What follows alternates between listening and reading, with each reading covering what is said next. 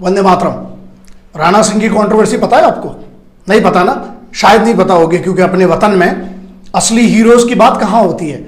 नकली चरसी घरदुल्लों का ट्रेंडिंग चलता रहता है सुबह से रात तक। राणा सिंह करके एक सिपाही है जो श्रीनगर कश्मीर में मालूम है क्यों तैनात है? हिंदुस्तानी फौज का सिपाही इसलिए तैनात है कि तुम्हारे हमारे यहां पर सिविल में जहां पर भी आप हैं वहां पर आपके घरों को कोई आके कब्जा ना कर सके, या आप पर कोई आपको घसीट के, वो आतंकवादी अंदर आके आपको गोली ना मारे और आपको घसीट के आपको मारे ना, है ना, इसलिए वो वहां पर है। लेकिन उसके साथ क्या हुआ पहले सुनो और फिर उसके बाद इस पे बात करेंगे। सर मेरा नाम राणा सिंह है। सर मैं श्रीनगर में अभी तैनात हूँ, सेना में कार्यरत हूँ। घटना ये हुई कि हमारे पड़ोसी हैं एक लोग, तो जो हमारा पीछे खेत है उस पे जबरदस्ती मिट्टी डाल रहे थे या कुछ भी, तो हमने उनको ये समझाया कि भाई हमारे घर में कोई नहीं है, हमारे पिताजी नहीं है, आप मिट्टी मत डालो। उसके बाद वो चले गए। उसके बाद हमारे ग्राम प्रधान रामू मिश्रा उसको रात में 3 बजे थाने भिजवा के मेरे नाम एप्लीकेशन दिलाया। उसके बाद अनिल कुमार विश्वकर्मा और हरिंदर जाट 2 सिपाही आए, बोला कि तुमको एसओ साहब याद कर रहे हैं और चलो थाने जल्दी। मैं थाने गया, हल्के दरोगा से बात कर रहा था, तभी अनिल कुमार विश्वकर्मा ने मेरे 3-4 झापड़ मारे। उसके बाद मुझे बैठा के बोला इसका 151 में चालान करो। किसी तरह वहां से निकलने के लिए मैंने हाथ पैर जोड़ के सुलह सपाटा कराया और जो विपक्षी पार्टी थी उनके सामने मुझे मार के भगा दिया, बोला तुम जाओ। सुलहनामा पे मैंने साइन किया, सब कुछ मैंने किया। आज की दिनांक में रामू मिश्रा 2 पुलिस आई है, बाहर विपक्षी टीम को बैठा के 60 गार्ड बनाया, बोला इसको साले को फंसा दो। और हरिंदर जाट ने मेरे से बोला तुम्हें 151 में बचाया है, 4000 रुपए दे दो। मेरे पास 10 बजे रात तक की कॉल भी आई, क्या जरूरत थी? जब मैं सुलह होके आ गया तो मेरे पास क्यों कॉल कर रहे थे? किसने मारा पीटा आपको? अनिल कुमार विश्वकर्मा। ये कौन है? ये कांस्टेबल है थाना डी। थानेदार को मैं रो रो के वही बताया कि सर मेरे को मारा है।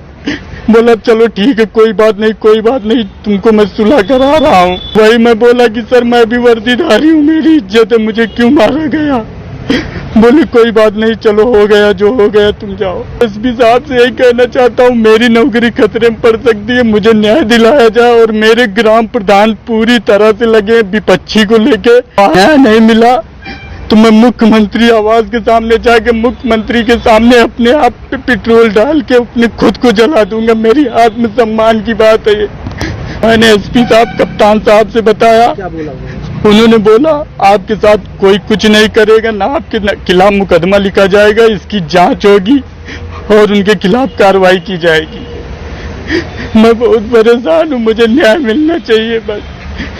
हिंदुस्तानी फौज के एक सिपाही को एक कांस्टेबल पुलिस का मारता है। वहां का जो ग्राम पंचायत का जो अध्यक्ष है, जो भी है वहां का, उनका सरपंच सरपंच जो भी है, वो इस पूरी साजिश में, मतलब जमीन के उसको हड़पने में साथ देता है। और इसकी कोई ना न्यूज बनती है, देख लेना कहीं पर भी, ना ये ट्रेंडिंग होगा, ना इसकी कोई न्यूज बनती है। 2.5-3 मिनट की क्लिप है, मेरे पास जैसे आई मैं आधे घंटे के अंदर रिएक्ट कर रहा हूं। बहुत ज्यादा बिजी हूं अभी भी, लेकिन मेरे लिए जरूरी था, क्योंकि ये आपको समझना पड़ेगा। मतलब उस सिपाही के घर में जो श्रीनगर में पोस्टेड है, अपने गांव आता है, मुझे एग्जैक्ट ना अभी लोकेशन पता है, लेकिन मैं ये कहता हूं आपके पास जो भी जानकारी है इस सिपाही की मेरे साथ शेयर कीजिए। और जहां पर भी होगा और जिस भी राज्य का ये होगा, उस वहां के हाई कोर्ट में मैं इसका साथ देने तैयार हूं। मेरी टीम, मेरी पूरी लीगल टीम, मेरे काउंसिल सब लगेंगे। इसमें एक चीज सुनिए कि कप्तान साहब, मतलब जो सुपरिटेंडेंट ऑफ पुलिस है, एसपी नॉर्थ का ही लग रहा है, क्योंकि कप्तान साहब वही बोला जाता है कि आईपीएस अधिकारी को जो वहां पर एसपी होते हैं। लेकिन अगर जिला और हर चीज आपके पास अगर जानकारी और मुझे दे सकते हैं, दीजिए, पहुंचाइए, कमेंट्स में लिखिए।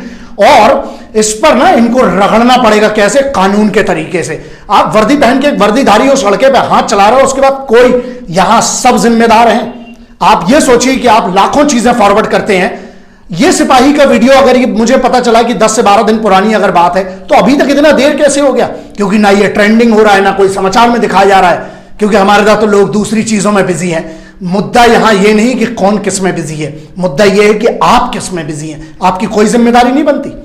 ऐसा जब किसी एक सिपाही के साथ होता, वैसे तो बहुत 15 अगस्त तो 26 जनवरी को हम डीपी बदल लेते हैं और जय हिंद वंदे मातरम इंकलाब जिंदाबाद बहुत होता है।